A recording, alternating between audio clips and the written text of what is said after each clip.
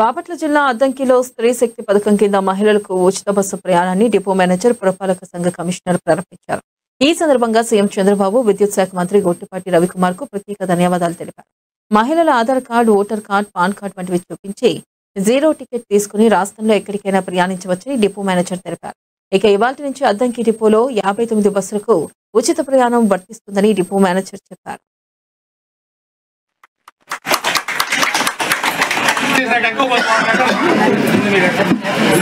మన గౌరవనీయటువంటి ముఖ్యమంత్రి వర్యులు నారా చంద్రబాబు నాయుడు గారు శ్రీశక్తి పథకం బస్సులో ఫ్రీ ట్రావెలింగ్ ఈరోజు లాంచ్ చేస్తున్నారు విజయవాడలో.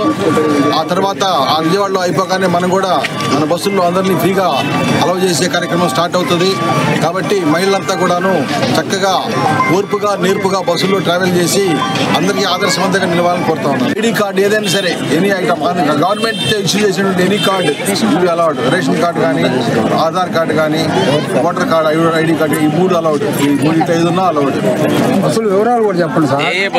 అన్ని బస్సులు మన దగ్గర 2 రకాల బస్సులు మన దగ్గర ఎక్స్ప్రెస్, ఆర్డినరీ.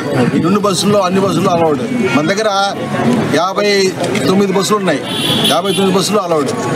ఈ 2 రకాలు 59 బస్సులు మన దగ్గర అన్ని బస్సులు అలౌడ్.